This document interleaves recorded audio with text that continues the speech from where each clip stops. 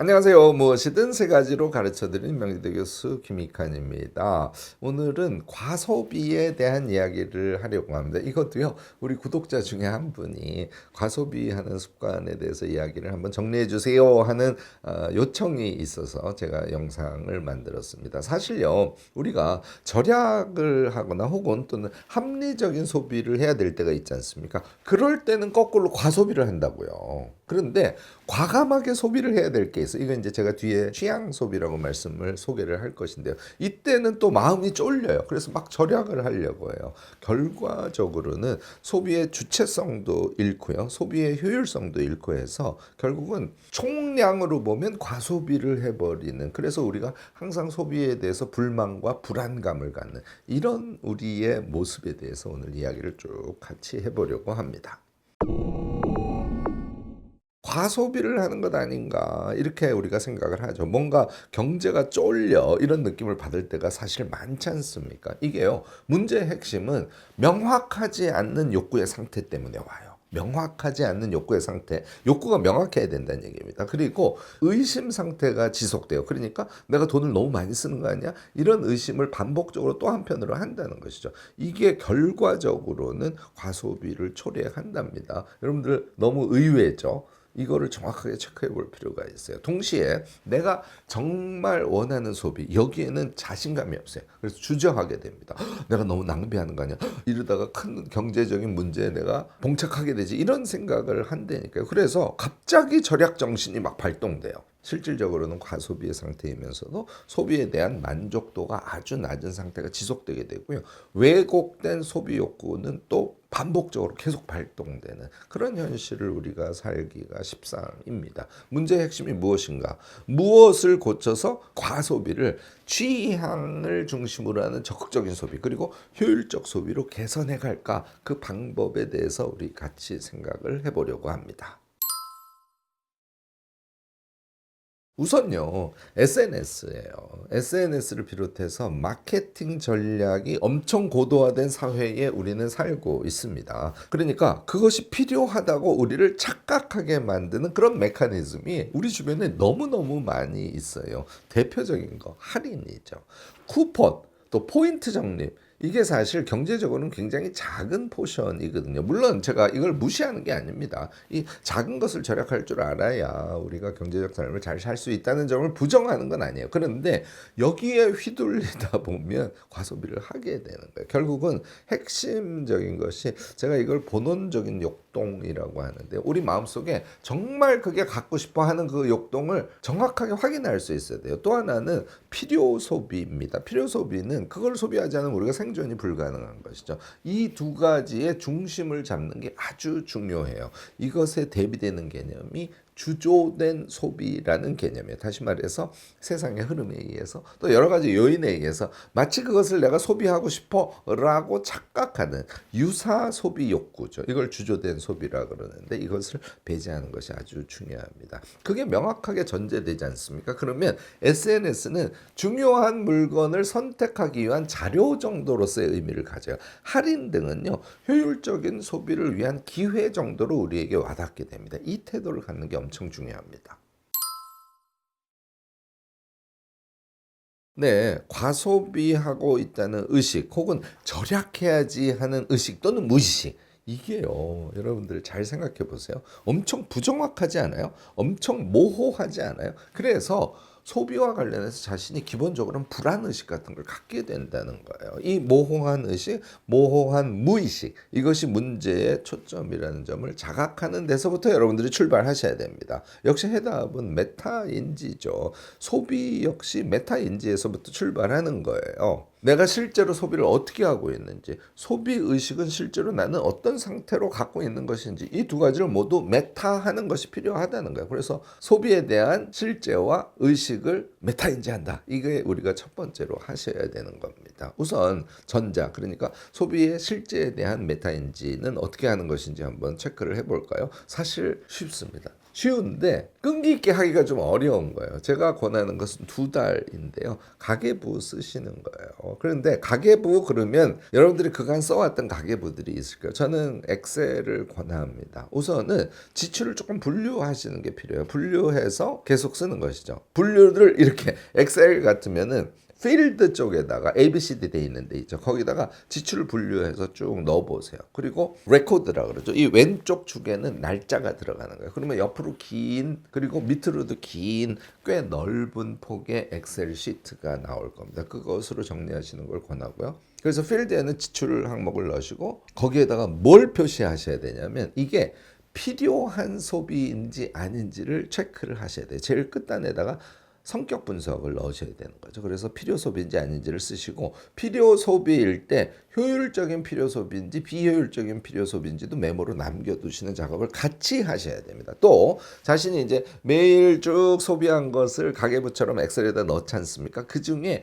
취향 소비인지 아닌지도 같이 체크를 하셔야 되고요. 앞서 제가 지적한 대로 주조된 소비를 내가 하고 있는지 나의 진정한 욕동이 아니라 뭔가 홀려서 뭔가 사람들이 좋다고 하니까 내가 소비한 것인지 아닌지 얘를 쭉 써보시는 거예요. 얘를 2달 써보시지 않습니까? 그러면 비효율적인 그런 필요 소비가 눈에 들어옵니다. 필요 소비임에도 불구하고 효율적으로 소비를 해야 되겠구나 하는 방향성을 메타인지를 통해서 여러분들이 확인하실 수 있고요. 특히 주조된 소비가 생각보다 엄청 많다는 것을 알게 돼요. 그래서 이런 것들은 쳐낼 수 있게 됩니다. 다시 말해서 주조된 소비를 줄이는 방향에서 문제를 해결할 수 있겠구나 하는 감을 여러분들이 갖게 됩니다. 이렇게 되면요.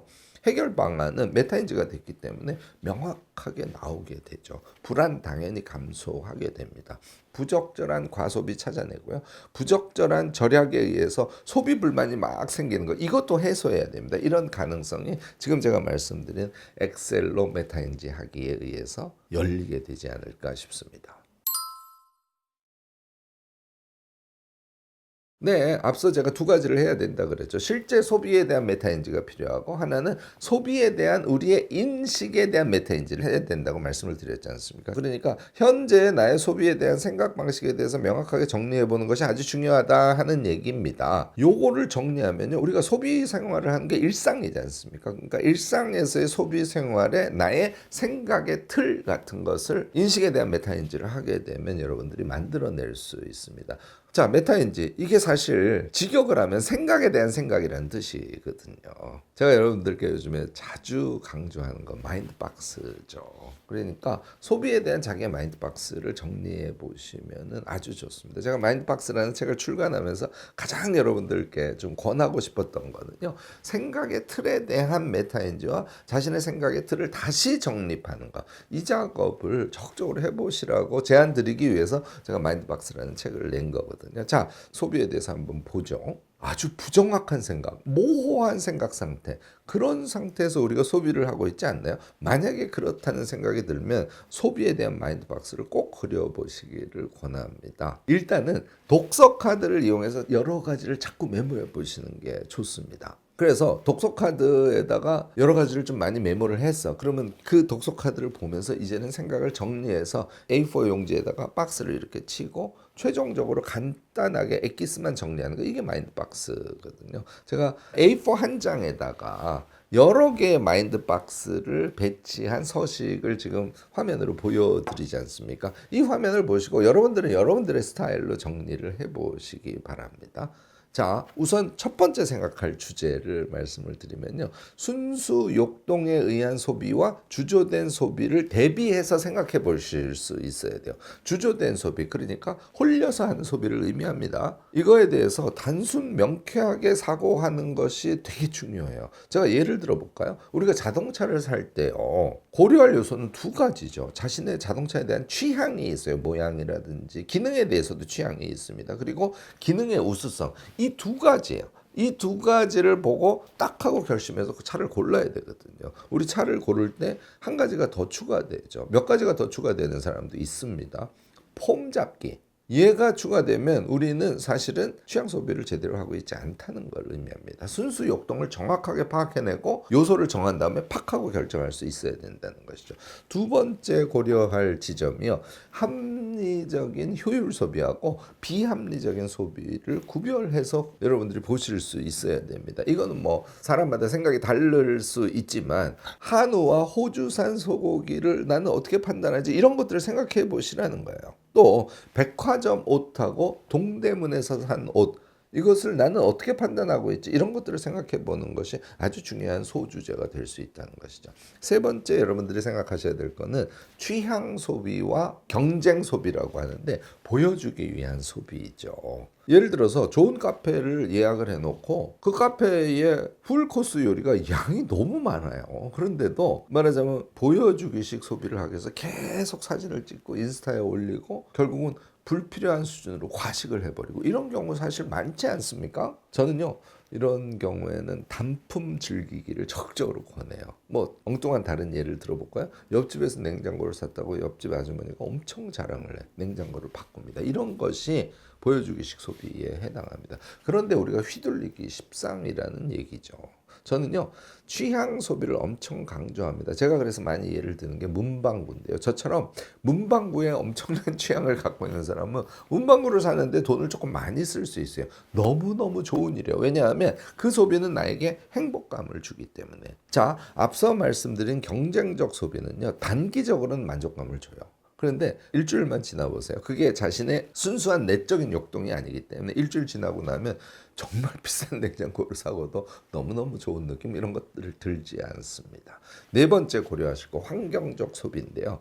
저는 이거 에어컨하고 선풍기로 예를 많이 듭니다. 저는 에어컨은 성능이 엄청 좋은 거, 그다음에 전기값이 덜 나오는 거 이런 신기술이 개발되면 에어컨이 조금 오래되면 과감하게 에어컨을 바꿉니다. 비싸죠. 비싸지만 이건 투자할 만하다는 것이거든요. 그런데 선풍기는 잘 안 바꿔요. 왜냐하면 선풍기는 리모컨이 없어도 크게 불편하다고 느끼지 않거든요. 그러니까 환경을 고려한 판단을 하면서 소비를 하는 것 이것도 저는 소비에 있어서 특히 공산품 소비에 있어서는 아주 중요하다고 생각합니다. 전자제품 여러분들 소비하실 때 환경을 꼭 고려하셔서 그것이 없어도 살만한 전자제품 사지 않으려고 노력을 하시는 거 아주 중요합니다. 또 전혀 다른 예이지만 제가 배달 음식을 적극적으로 반대하는 이유는 딱 하나예요.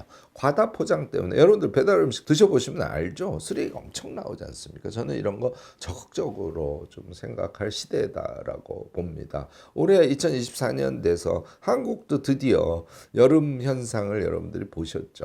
실제로 바다에서도요. 바다 온도가 달라졌기 때문에 이한류라든지 여러 가지 현상들이 이미 예고가 되고 있어요. 우리의 소비의 부적절성 때문에 생기는 그런 자연 파괴적 현상이 우리가 생각하는 것보다는 훨씬 심각하다는 거 이것도 사실 저는 봐야 된다고 생각해요. 그래서 마인드박스에다가 이렇게 네 가지의 종류의 생각 틀에 대해서 키워드로 정리를 쫙쫙쫙 저는 해놓고 있습니다. 여러분들은 어떠신지 이런 얘기를 하고 싶은 것이죠. 마인드박스 내용을 여러분들 방식으로 정리를 하신 다음에 걔를 자주 들여다보시는 거예요. 그러면 그게 생각 틀로 딱 정착이 돼요. 그러면 소비와 관련된 어떤 행위를 할 때 그 박스가 연상되면서 그 박스라는 생각 틀 안에서 무엇인가를 결정 내리기 때문에 여러분들은 휘둘리지 않고 주체적으로 소비 생활을 할 수 있는 사람이 될 수 있는 거죠. 네, 앞서 제가 마지막에 주체적인 소비라는 용어를 썼어요.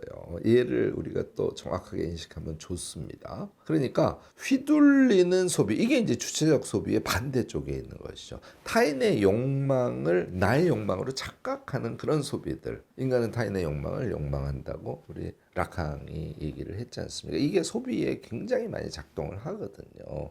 제일 대표적인 거 있죠. 허세 소비. 여러분들 실제로 하고 있지 않습니까? 한번 우리 되돌아 보자고요. 그래서 이런 것들에 영향받지 않고 아까 말씀드린 마인드박스를 딱 써서 소비에 대한 생각의 틀을 정립을 하고 그것에 의거해서 상황에 맞게 주체적 판단을 하고 소비하는 것. 이것을 주체적 소비라고 칭합니다. 이 주체적 소비를 하면요. 다음 세 가지 명확한 효과를 여러분들이 보실 수 있습니다. 첫 번째는요. 요 주체적 소비를 쭉 지속을 어느 정도 하시지 않습니까? 과소비가 없어져요.